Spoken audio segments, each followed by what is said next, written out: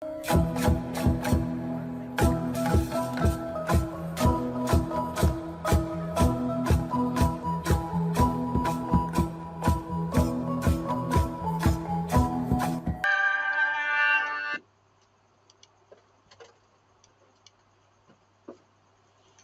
này chơi nhiều phim ni buồn sang khắp những hàng làm ta,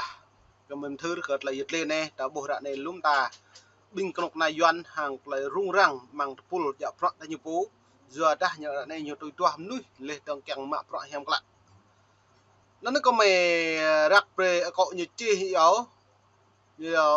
lò căng thẳng, nó lo căng thẳng là lại prọ mạ như hiếm bạc, yếu rắc này tuổi tua hầm núi xem gật lại du prọ mang đòi hỏi có đáng như này lại công chức nhà nước như là có bà do các bà ra này như là bẹ hiểm núi bù màu tụi giảm pro comment nổ nó như lại này liên tiếp 3 trong số vị trí yếu cấp cao nhất trong chính trường nhiều Việt Nam đang bị trống nên trở lại này là lại bổ màu đi tụ mà bình nhiều xuất hiện nơi lần một ra nhiều hiện chưa có người thay thế sự ra đi của chủ tịch nước nhiều Vô Văn Thượng, chủ tịch nước Quốc hội Vương Đình Huệ và thường trực tổng bí thư Lê Kẹo Vật Lon Đấng Trương Thị Mai đều ít nhiều yếu được nói dính líu đến vi phạm thiếu sót trong công tác lu màu tươm cho thì nhiều đã lại hàng lại vừa cả sót lại phiền bằng pul trong đời bộ đảng thay chụp nó như đảng cộng sản Việt Nam mau mà như trong tham nhũng tôi ta xét duyệt cờ ta lăng đoạn này đảng cộng sản Việt Nam bộ màu trong tham nhũng chỉ có tham nhũng đã đảng cộng sản là chỉ có tham nhũng nếu trong tham nhũng đó là không phải đảng cộng sản Việt Nam dù kết ta càng rõ về cờ lần này nhiều dường như công cuộc chiến tham nhũng của đảng cộng sản Việt Nam đang vào giai đoạn cao tráo. Tuy nhiên nhiều người cho rằng điều đó vẫn chưa đủ. Hôm nay RA mời hai vị khách gồm luật sư Vũ Đức Khánh bình luận về chính trị và thời sự liên quan đến Việt Nam. Vũ Đức Khánh này nói rằng tại nhà cả lại này lại rồi nhiều bình luận về cả lại đảng cộng sản này lại nhâm bạ cả lại tham nhũng mà bố ta nhâm bạ nên lò có mày càng lại chun hàng lại giật lê mệt vạ cả lại tung klôm ít bu lê rồi mong đáy ai cháu tự do cả lại rồi FA cả lại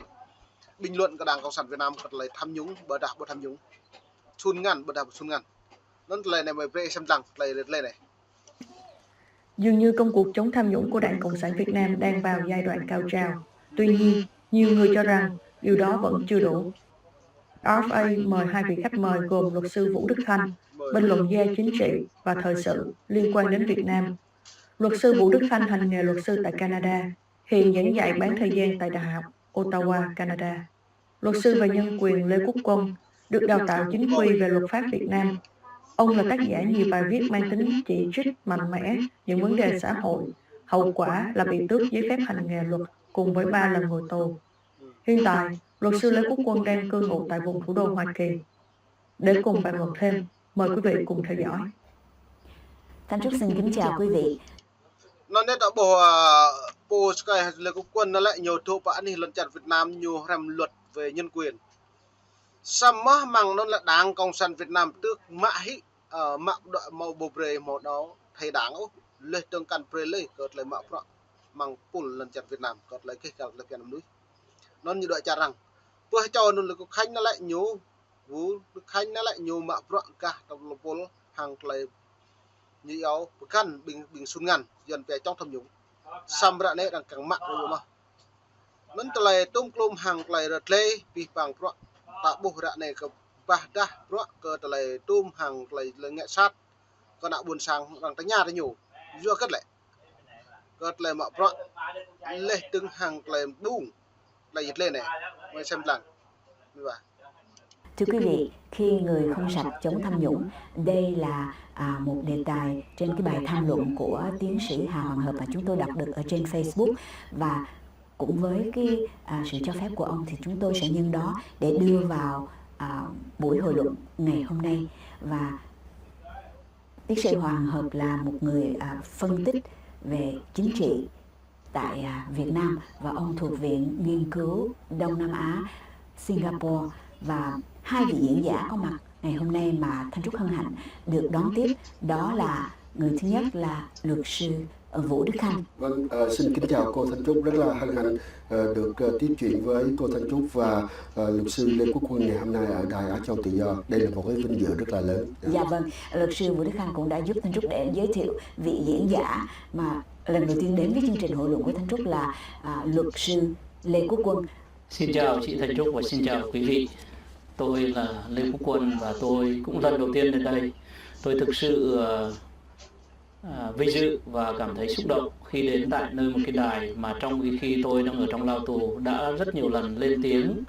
để đem trường hợp của tôi ra với công luận. Tôi xin bày tỏ lòng biết ơn của tôi đối với đài AFA cũng như đối với các quý thính giả đã từng nghe đài và ủng hộ tôi trong suốt thời gian có những khó khăn đối với cá nhân tôi. Xin cảm ơn. Với Ibu kat lai này lại yết lệ này lại quân này lại nhiều màu tụ sang cự lần cha Việt Nam lu pro khamang cái lem dak đi kat lai non lại jing budi tip lần cha Việt Nam tùy đoạn chặt đánh nhau còn cái nhiều đoạn về pi kat lai pro mạng lên tầng đảng cộng sản Việt Nam tự chọn lên ngã sát cấm nuôi câu kat lai cái cả lần ta lai này thêm bạn đã bố tak boleh như nào vẫn ngài nhịp dah pi bang pada dah tu lan cara Việt Nam nhịp pak boleh mau boleh mu leh teng bang rem nó lại đang tước pi mà ra mại nó chỉ bởi cái ta lại nhu chống tham nhũng do ta binh trụ mà pro hàng lại cái cal như nó mại chính thức đảng cộng sản Việt Nam bộ một lại tham nhũng do đó là bộ đang bình luận lại đảng cộng sản Việt Nam chống nhũng túi nhiều tụ chống nhũng túi mà nhiều chiến dịch chống tham nhũng của Việt Nam nhiều pi bang pro bộ màu lại nó xem là cái sự góp tiếng của luật sư Lê Quốc Quân cũng như luật sư Vũ. Hỏi như thế này, cái thứ nhất là tôi có đọc cái bài đóng góp ý kiến của tiến sĩ Hà Hoàng Hợp trên trang Facebook của ông. Điều đầu tiên tôi muốn nói với ông và nói với tất cả mọi người rằng ông thật sự rất là can đảm để mà đăng một cái bài viết như thế.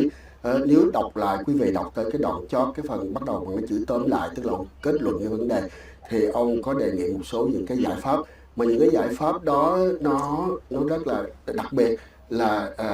không hiểu là tiến sĩ Hoàng Hợp muốn nói tới cái vấn đề cần có một cái thể chế độc lập, là cái thể chế độc lập đó theo ông ấy hiểu như thế nào. Nhưng mà khi chúng ta phân tích kỹ cái bài viết của ông thì ông ấy đặt ra một cái vấn đề, một cái tiền đề hoàn toàn sai. Là những cái mà ông ấy nói nó không có cái gì sai hết, nó chỉ sai ở một cái chỗ là trong một cái thể chế độc đảng, độc quyền như thế, mà cái ông ấy đưa ra là giống như là một cái thể chế mà nó đã được phân quyền, nó đã được chia quyền, có thể dùng cái chữ là tạo quyền phân lập, thì cái đó nó không thể nào được. Cái điểm thứ hai cũng nên hiểu rằng là ở đây là ông ta đề nghị những cái giải pháp và ông đưa ra những cái đường lối để chống tham nhũng. Thì đó thì tôi nói là ông ấy đưa ra, nhưng mà cái vấn đề đó nó không thể thực hiện được ở Việt Nam khi cái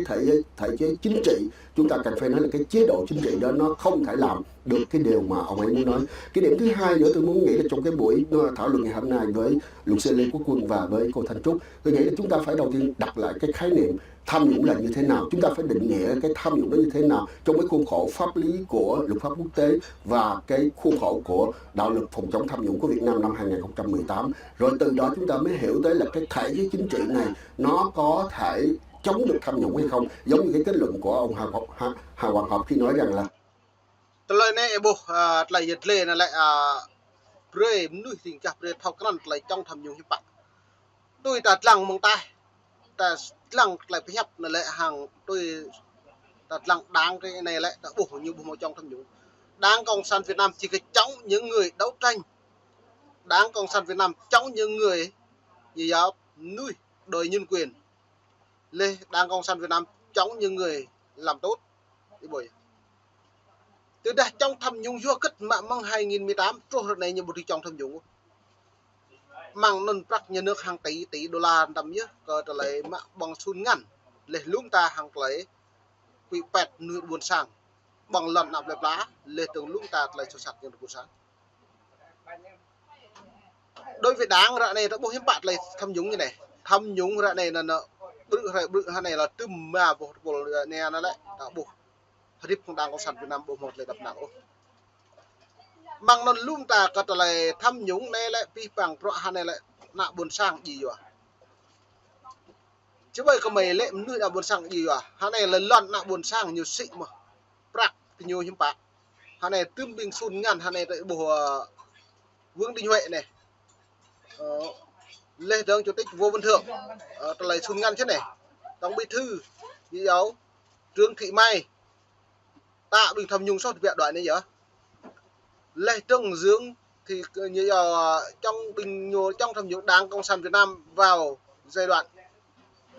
nhiều cao tráo. Tuy nhiên nhiều người cho rằng điều đó vẫn chưa đủ. Nên tờ này là những bạn thao đồ mệt vả. Có tờ này thao đủ nó lại bí bằng pro hạt rĩa tại nhu mà pro hàng lời những bóng nhằn như việc đoạn lấy chừng mạng nuôi pro đọc bóng ngăn mông long tông. Xăm lên cho nó bố lấy dĩ đoạn ở bí tình nhiều này. Nên giờ nó buồn sẵn lấy chơi new free hàng lấy lấy lê đoạn về cất lấy tôm clom hàng trước lấy lê này mồm nịt mồm đặt lấy chun không đoạn đang có sản Việt Nam đoạn về cất lấy phun ngăn này đi buồn sẵn cặp gì